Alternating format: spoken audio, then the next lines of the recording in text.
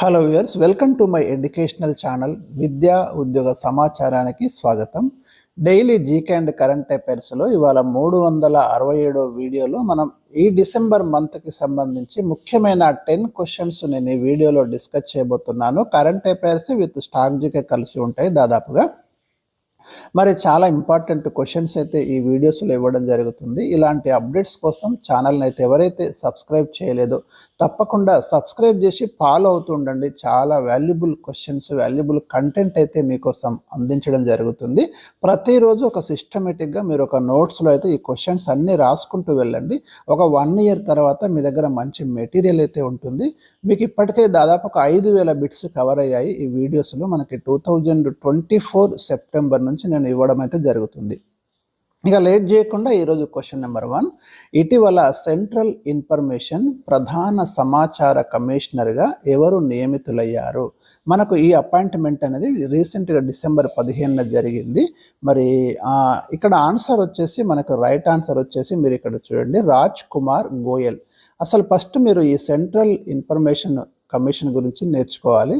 మనకు right to information చట్టం ఉంది ఒకటి. మనకు లాస్ట్ వీడియోలో కూడా నేను ఇన్ఫర్మేషన్ ఇచ్చాను. ఇక్కడ కొంత అడిషనల్ ఇన్ఫర్మేషన్ ఇవ్వాలి కాబట్టి క్వశ్చన్ తీసుకున్నా. ఈ రైట్ టు ఇన్ఫర్మేషన్ యాక్ట్ దేనికోసం అంటే ఏదైనా సమాచారాన్ని పౌరులు తీసుకోవచ్చు, ప్రభుత్వం నుంచి కానివ్వండి, ప్రభుత్వ ఆమోదిత విభాగాల నుంచి. సమాచార హక్కు చట్టం అంటాం దీన్నే. 17 రకాలుగా సమాచారాన్ని తీసుకోవడానికి ఇక్కడ అవకాశం అయితే ఉంది. సో ఈ ఆర్టీఐ యాక్ట్ అనేది మనకి 2005 అక్టోబరు 12 నుంచి దేశవ్యాప్తంగా ఇది ఇంప్లిమెంటేషన్లోకి వచ్చింది. దీనికోసం ఏం చేసిండ్రు అంటే సెంట్రల్లో ఒక సెంట్రల్ ఇన్ఫర్మేషన్ కమిషన్ని ఏర్పాటు చేసిండ్రు కేంద్ర స్థాయిలో. ప్రతి రాష్ట్రంలో కూడా రాష్ట్ర స్థాయిలో కూడా మనకు ఈ ఇన్ఫర్మేషన్ కమిషన్ అనేది అపాయింట్ అయి ఉంటుంది. ఈ సెంట్రల్ ఇన్ఫర్మేషన్ కమిషన్లో మనకు ఒక చైర్మన్ ఉంటాడు అన్నట్టు. ఇక్కడ అదే నియామకము రీసెంట్గా జరిగింది. ప్రధాన కమిషనర్ అంటాం ఇక్కడ, central information chief information commissioner అంటాం మనం ఇక్కడ, CIC. సో రీసెంట్గా రాజ్ కుమార్ గోయల్. అట్లాగే పదవి కాలం వచ్చేసి వీరి యొక్క పదవి కాలం 5 years లేదా 65 years ఏజ్ వచ్చేంత వరకు. ఇందులో ఏది ముందైతే అది మనకు ఈ టర్మ్ అనేది ఉంటుంది. వీరిని సూచించేది ఎవరు అంటే ప్రధానమంత్రి చైర్మన్గా ఉంటూ ఇతర క్యాబినెట్ మంత్రి మరియు లోక్సభలో విపక్ష నాయకుడు ఉండే కమిటీ ఈ ఎంపికనైతే ఖరారు చేస్తుంది. మనకి సెంట్రల్ ఇన్ఫర్మేషన్ కమిషన్లో ఈ ప్రధాన కమిషనర్తో పాటు 10 members ఉంటారు. మొత్తం 11, కన్ఫ్యూజ్ కాకండి, టోటల్ 11, 10+1 అన్నట్టు. ఒక ప్రధాన కమిషనర్ ప్లస్ 10 members. ఇది మీరు ఇక్కడ ప్రధానంగా గమనించాలి. సో ఈ విషయాన్ని మీరు ఇక్కడ చూసుకోండి. కమిషన్ ప్రధాన కార్యాలయం వచ్చేసి మనకు ఢిల్లీలో ఉంది. సో ఇదండి మనకు రైట్ టు ఇన్ఫర్మేషన్ యాక్ట్ గురించినటువంటి సమాచారము, సెంట్రల్ ఇన్ఫర్మేషన్కి కమిషన్కి సంబంధించిన information. Question number 2, important question ఇది కూడా. 2025 UN environment programme champions of the earth award ఎవరికి లభించింది? ఇది మనకు ఇచ్చేటటువంటి ముఖ్యమైన ఇంటర్నేషనల్ స్థాయిలో ఇచ్చే అవార్డులలో ఈ UN champions of the earth award అనేది చాలా ముఖ్యంగా పర్యావరణ పరిరక్షణ కోసము ఆ విభాగంలో ఎవరైతే సర్వీస్ ఇస్తున్నారో వాళ్ళకి ఇస్తారు. మనకు UNEP అని ఒక ఇంటర్నేషనల్ ఆర్గనైజేషన్ ఉంది. UNEP, United Nations environment programme అంటాం. ఇది నైరోబీలో ఉందండి, కెన్యా రాజధాని నైరోబీలో దీని యొక్క హెడ్ క్వార్టర్ ఉంది. సో వీళ్ళ ఆధ్వర్యంలో ఈ అవార్డు ఇస్తారు. రీసెంట్గా మనకు ఇండియాకు చెందినటువంటి సుప్రియా సాహుకు లభించింది. తమిళనాడులో ఒక బ్యూరోక్రాట్గా పనిచేస్తుంది సుప్రియా సాహు. మరి ఈ అవార్డు అయితే ఇవ్వడం జరిగింది. ముఖ్యంగా ఇండియాకు వచ్చింది కాబట్టి డెఫినెట్గా మీరైతే ప్రధానంగా కరెంట్ అఫైర్స్లో నోట్ చేసుకోవాల్సి ఉంటుంది.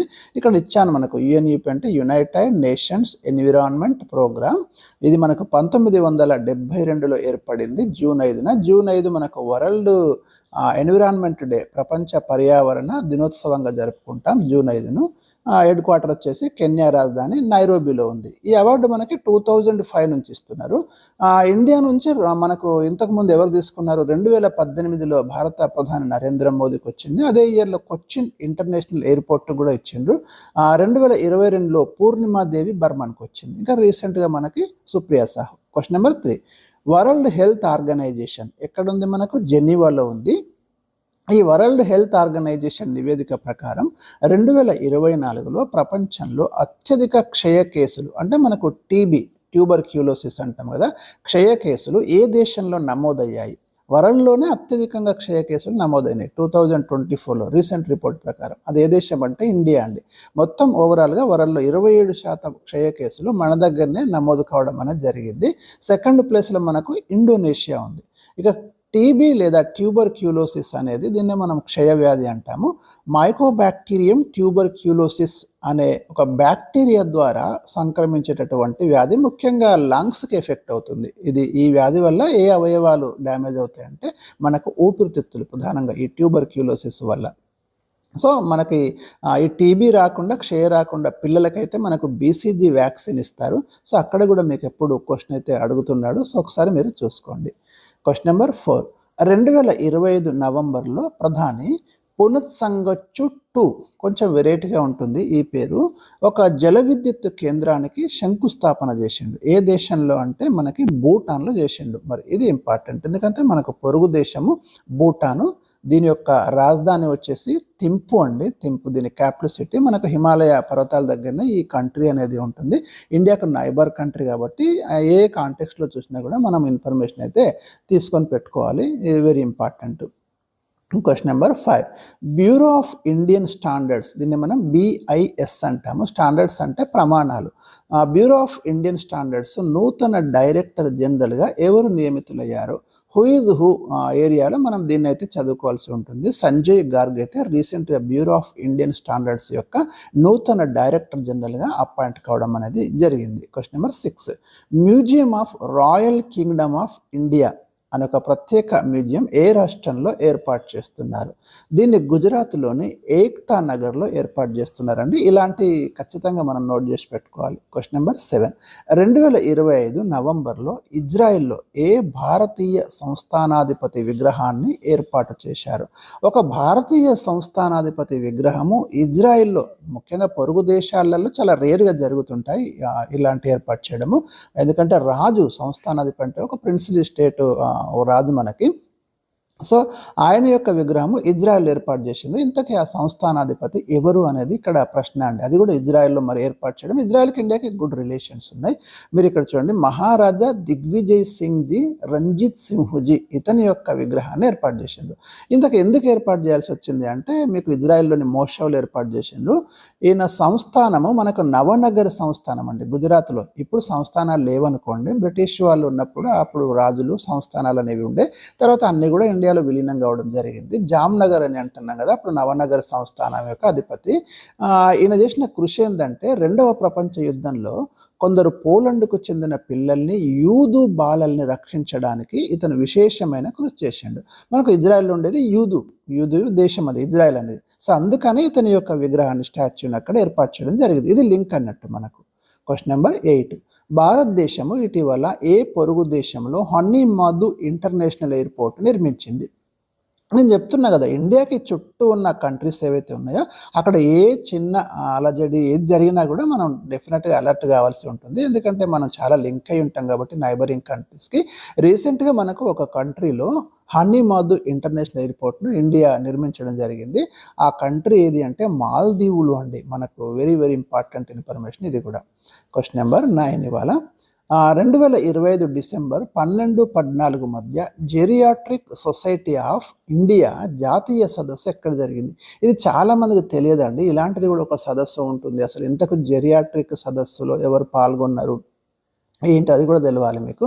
ఇక్కడ వృద్ధుల యొక్క సమస్యల గురించి ఈ సమ్మిట్ జరిగింది. అంటే వృద్ధాప్యంలో ఏమేం సమస్యలు వస్తున్నాయి, వాటికి రిజాల్వేషన్ అంటే సొల్యూషన్స్ ఏముండాలి, అవి ఎలా రిజాల్వ్ చేయాలి, మొత్తం మీద ఒక దాదాపు 12-13 రోజులు మీకు ఒక నేషనల్ సదస్సు ఇక్కడ కాన్ఫరెన్స్ అయితే జరిగింది.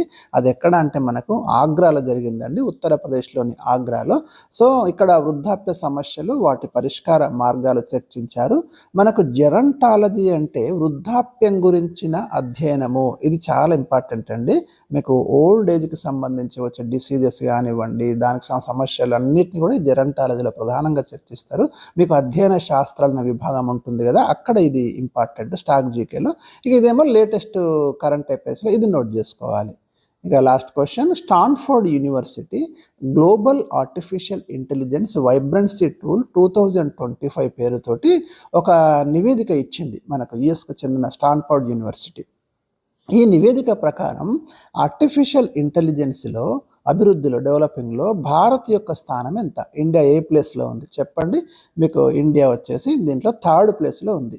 ఆర్టిఫిషియల్ ఇంటెలిజెన్స్ డెవలప్మెంట్లో ప్రపంచంలో ఫస్ట్ ప్లేస్లో ఇంకెవరు? యూఎస్ఏనే ఉంటుంది. సెకండ్ చైనా ఉంది. 3rd మాత్రం ఇండియా ఉంది. అంటే మనం కూడా చాలా ఫాస్ట్గానే ఈ ఫీల్డ్లో దూసుకుపోతున్నాం. సో ఇది రీసెంట్గా వచ్చినటువంటి రిపోర్ట్. అది కూడా ఇప్పుడు మొత్తం ఏఐ చెప్పమే జరుగుతుంది కాబట్టి ఇలాంటి వచ్చినప్పుడు డెఫినెట్గా ఈ ఏఐకి సంబంధించి ఏమొచ్చినా కూడా నోట్ చేసుకోండి. క్వశ్చన్స్ అయితే ఎక్స్పెక్ట్ చేయొచ్చు. ఇది నేను ఇచ్చినటువంటి ఇవాళ కీలకమైన 10 క్వశ్చన్స్. మరి ఎంత బాగా ఉపయోగపడుతుందో మీకు అర్థమై ఉంటుంది. ఇంకా మంచి క్వాలిటీ మెయింటైన్ చేస్తూ మీకు స్టాండర్డ్ నోట్స్ అయితే ఇచ్చే ప్రయత్నం అయితే జరుగుతుంది. డైలీ అయితే ఫాలో అవ్వండి. Thank you for watching.